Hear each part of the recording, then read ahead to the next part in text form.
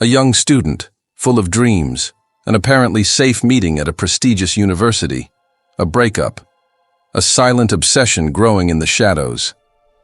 How much is a no worth? How far can someone go when they lose control? The truth is more terrifying than you can imagine. Discover one of the most shocking and disturbing cases of recent times, a crime that exposed deep flaws in the Brazilian penal system. Are you ready to hear this story? Louise Maria da Silva Ribeiro was, back in mid-2016, a young college student of just 20 who had a laid-back routine and tons of plans for the future. A devoted daughter, a diligent biology major at the University of Brasilia, UNB, and surrounded by friends who always mentioned her kindness. Louise wasn't one for wild parties or getting into drama. She was all about her studies and family time. Early that March day, the federal district was still feeling the typical late summer Brazilian heat, and the campus was buzzing with activities and research, filled with young people dreaming of making the world a better place. On March 10, 2016, Louise got up early as usual. She got ready for class, let her parents know about her schedule and commitments, a habit she never skipped, and headed off to UNB. Her plan for the day was to attend morning classes, grab lunch at one of the campus hangout spots, and if there was time, get a head start on some reading for the thesis she was already dreaming about. At that point, she was especially into marine biology, clinging to the dream of maybe studying abroad or doing a specialization course overseas. From what was pieced together later, Louise seemed pretty chill that day, chatting with classmates about academic stuff and casually mentioning some personal things. Nothing seemed to hint that she was upset or on edge. But around early afternoon, she got a message from Vinicius Neres Ribeiro, a 19-year-old ex-boyfriend who, according to friends, had been showing increasingly obsessive behavior. Upset about the breakup, Vinicius sent some dramatic texts, even saying he'd take his own life if Louise didn't meet up with him for a talk. Up until then, hardly anyone knew the details of their split. Later, it turned out that Louise had decided a few months earlier to cut ties with Vinicius because she felt smothered by his behavior. She suspected some emotional manipulation and had already confided in friends that he just couldn't handle a no. Still, thinking it was something she could handle and that UNB's campus was public enough for a meeting, Louise agreed to see him. Maybe she figured it was best to get it over with and finally make it clear that there was no way she was getting back together with him. Witness accounts say that Louise left one of her afternoon classes, probably around 5:30 or 5:40 p.m., heading to one of the labs at the Institute of Biological Sciences, where Vinicius, also a student in the same course, had arranged to meet her. Some even say she planned to swing by her internship after that chat. But the thing is, after Louise headed for the lab, no one heard from her again. What was meant to be a quick conversation turned into a mystery that stretched into the night, deeply shaking her family and sparking a frantic search. Louise's mom was the first to notice something was off. By 7 p.m., when Louise was supposed to be in another class, none of her friends saw her show up. When the family realized she hadn't returned home at her usual time, the worry set in. Unanswered messages and missed calls on her cell only added to the gut feeling that something serious had happened. Her parents, used to how methodically and responsibly she communicated any changes in her plans, quickly knew it wasn't just a delay. Because things were feeling so strange, friends and family organized searches all over the campus and nearby areas. They checked hallways, libraries, and labs where Louise might have gotten stuck or felt sick. But with no clues in sight, the tension grew among everyone. Within less than 24 hours, worry turned into panic when news of Louise's disappearance reached the local authorities. That's when the bigger picture started to form. The young woman had an ex-boyfriend who, according to reports, couldn't handle the breakup, and she had agreed to meet him that very day. The hours that followed became crucial in retracing every step Louise took on campus, interviewing potential witnesses, and piecing together any clue that might lead to her whereabouts. Few could have imagined the horrifying turn this case would take, or how far the fallout from one meeting would go. It was 2016, and at 20 years old, Louise Maria da Silva Ribeiro had built a solid routine based on discipline, a focus on her studies, and close family ties. As a biology student at the University of Brasilia, UNB, she stood out for her keen interest in field research and lab work, which naturally kept her tied to the Institute of Biological Sciences. Outside the academic world, her life was simple and calm. She moved between home, classes, and her circle of friends, sticking religiously to her self-imposed schedule. On that March day, when she agreed to meet Vinicius Neres Ribeiro, her ex-boyfriend, Louise seemed to believe they'd just chat to finally clear up any lingering doubts he had about their split. Further investigation later revealed that Louise had headed to the meeting spot right after an afternoon class. To her, it was just another awkward but necessary conversation. According to people who saw her walking down the corridors, nothing in her expression suggested the terror that was about to unfold.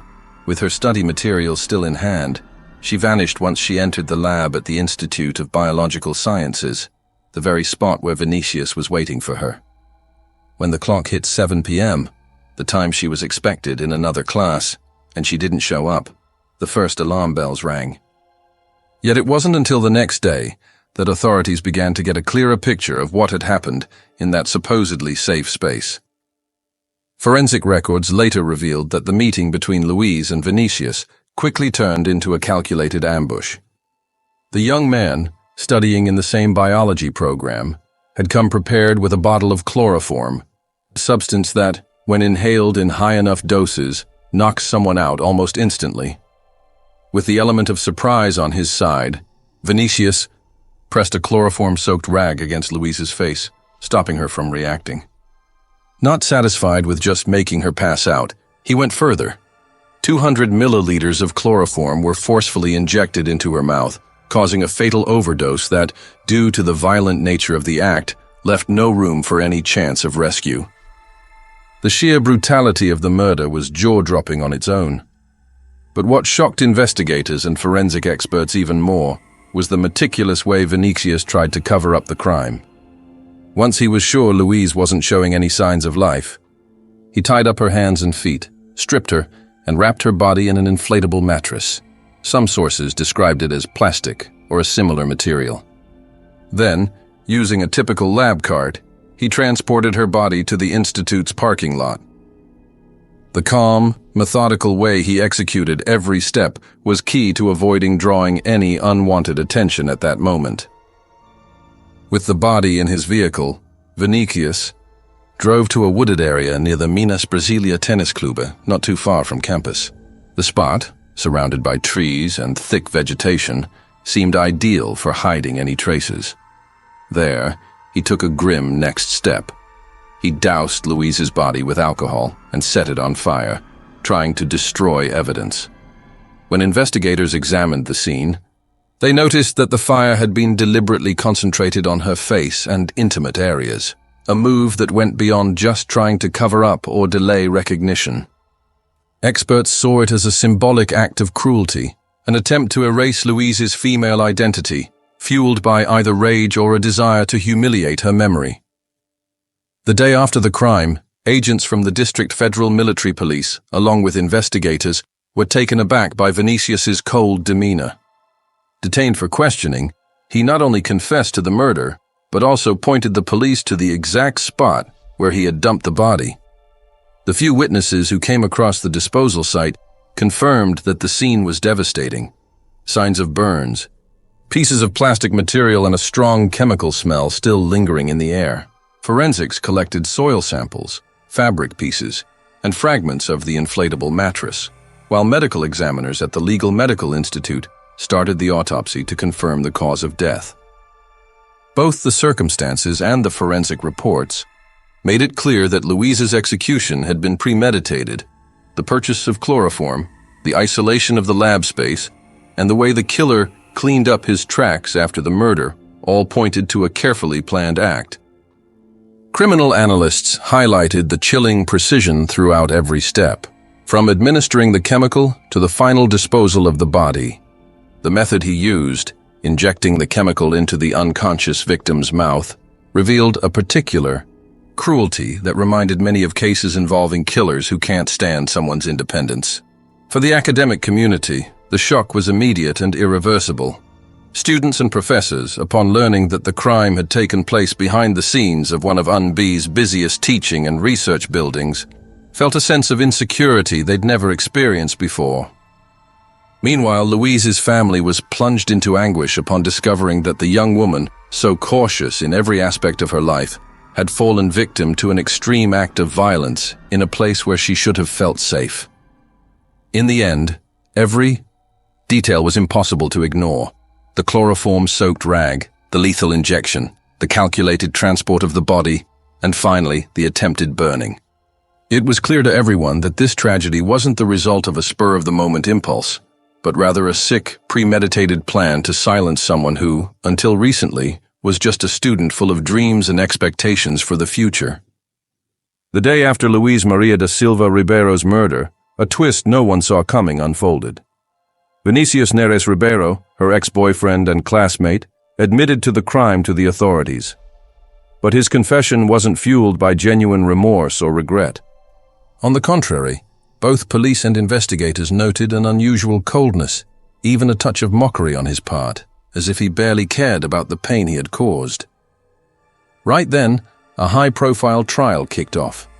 The brutality of the case featuring chloroform, bindings, a lab cart used to transport the body, and an attempted incineration, hit the media and the local community hard. Vinicius Neres's name quickly became synonymous with cruelty and danger, while Louise's memory was honored in vigils and protests against gender-based violence. However, prosecutors needed rock-solid evidence to ensure the accused would face the full weight of the law. Even though Vinicius's confession was a key piece, the public prosecutor's office was well aware that his defense would do everything to downplay the severity of his actions. When the trial was set for 2017, tension and anticipation ran high in the corridors of Brasilia's jury court. Journalists lined up to cover the case. Feminist activists gathered to push for the recognition of feminicide. And above all, Louise's family received heartfelt solidarity as they grappled with their irreplaceable loss. Vinicius was escorted into the courtroom, and from the get-go, his calm, uncooperative demeanor raised eyebrows even among the bailiffs. During his interrogation, Vinicius offered contradictory accounts. At first, he claimed he'd acted on impulse after an alleged rejection from Louise that fateful day. Later, he said that a gesture of affection from her had thrown him off balance emotionally. But technical and forensic evidence, including cell phone messages, security camera footage, and reports proving premeditation, swiftly debunked his defense. The jury made it clear that no moment of weakness or loss of control could explain the purchase of chloroform, the strategic choice of the lab, or the meticulous handling of the body. The prosecution hammered home the case for feminicide, arguing that Louise was killed simply for being a woman and for daring to say no to Vinicius. The defense, in turn, tried to paint the murder as the result of a passionate fight with no direct ties to gender issues. In his closing argument, Vinicius's lawyer insisted that his client never intended to erase Louise's feminine identity by burning her face and intimate areas, claiming it was merely an attempt to wipe away evidence. Yet the forensic reports had already shown that the fire was deliberately concentrated on specific parts of her body, a clear sign of a cruel and symbolic act. The verdict came swiftly.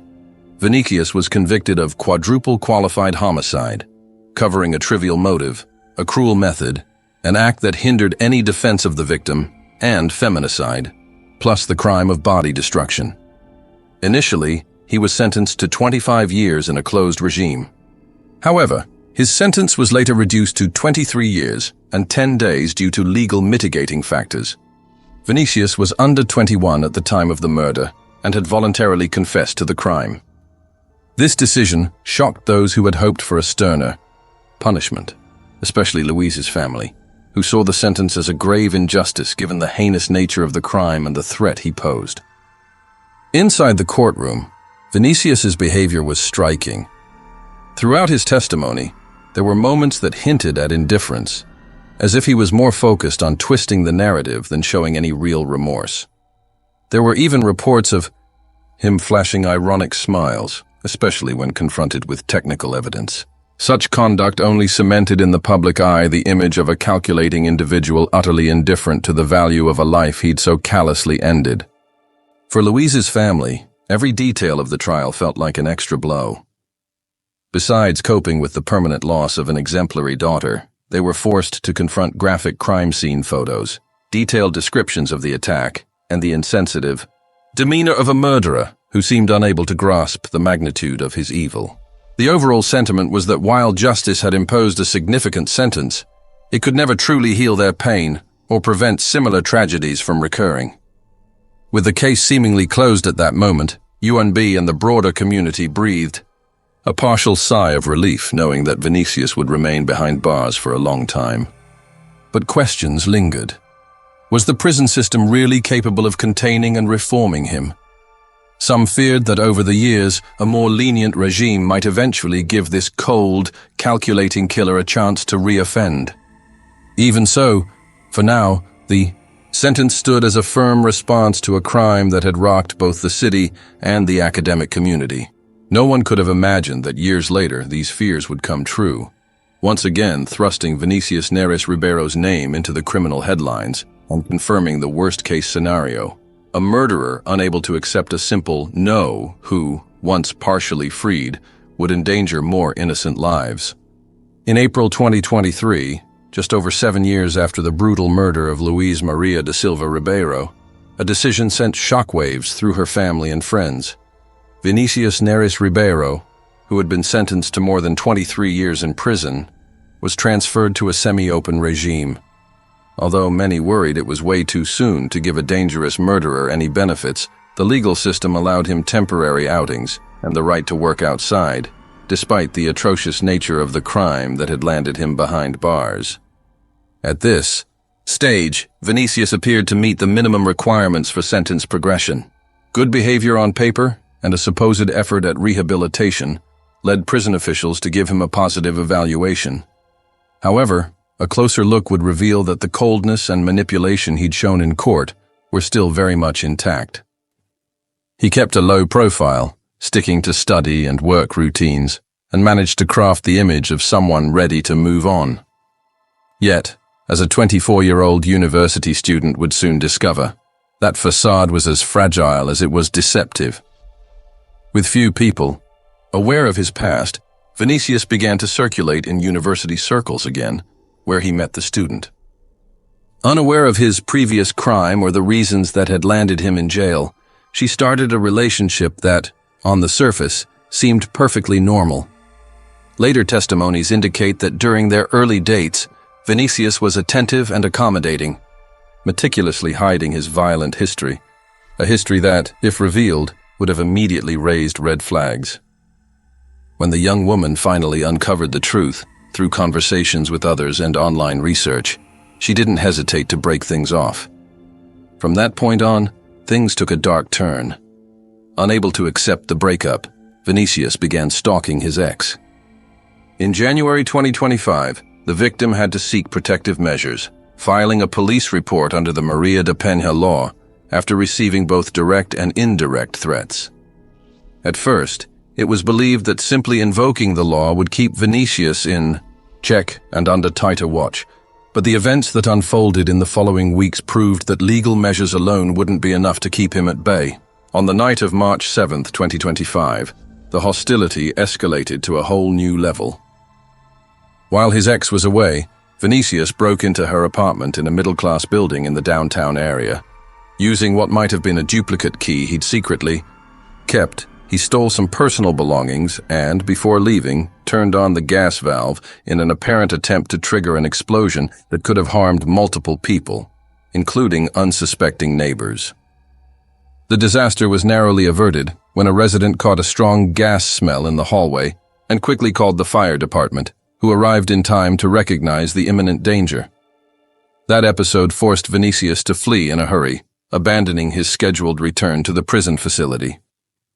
Now declared a fugitive, he remained on the run for the next 4 days, while authorities and the victim's family grew increasingly anxious about the possibility of another violent act. All the experience that law enforcement had gathered from similar stalking cases pointed to one thing: when a person shows so little regard for the consequences of their actions, it's all too likely they'll go ahead with their revenge or aggression plans. Finally, on March 11, 2025, a team of correctional police located Vinicius near his ex's home. At that moment, he was caught inside a car parked just a few blocks away, carrying a backpack that would later turn out to be a bona fide kit for carrying out a heinous act.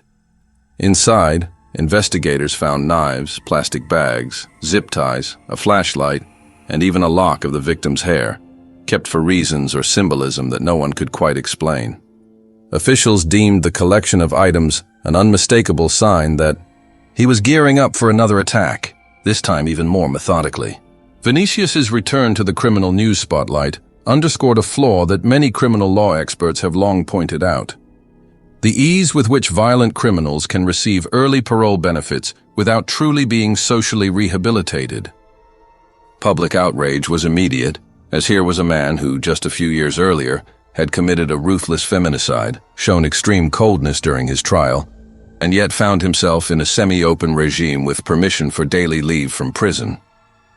The burning question was inevitable: how many more cycles of violence would it take before something changed? At that moment, Vinicius's record of brutality, combined with the new charges, attempted feminicide, stalking, theft, fraud, and endangering lives, sent a clear signal to the judiciary. It was high time to strip him of his privileges. The horrifying image of a man carrying what resembled torture tools alongside a fragment of his victim's hair only reinforced the certainty that he shouldn't be allowed back into society so soon. Yet the trauma he inflicted on his ex and on everyone who still remembered the tragic end of Louise Maria Ribeiro was already irreversible. Now, it was up to the justice system, once again, to decide whether to keep this threat contained or to continue a cycle of releases and reoffenses that seemed never-ending. Vinicius Neris Ribeiro's recapture in March 2025 confirmed what many had feared. His sentence progression had been a mistake. Now facing charges for attempted feminicide, stalking, theft, fraud, and psychological abuse, he was sent back to a closed regime, but the damage was done. In just 7 years, a brutal murderer who had killed Louise Maria Ribeiro with cold, calculated precision was back to stalking a woman who had dared to say no. This case lays bare the weaknesses of our penal system.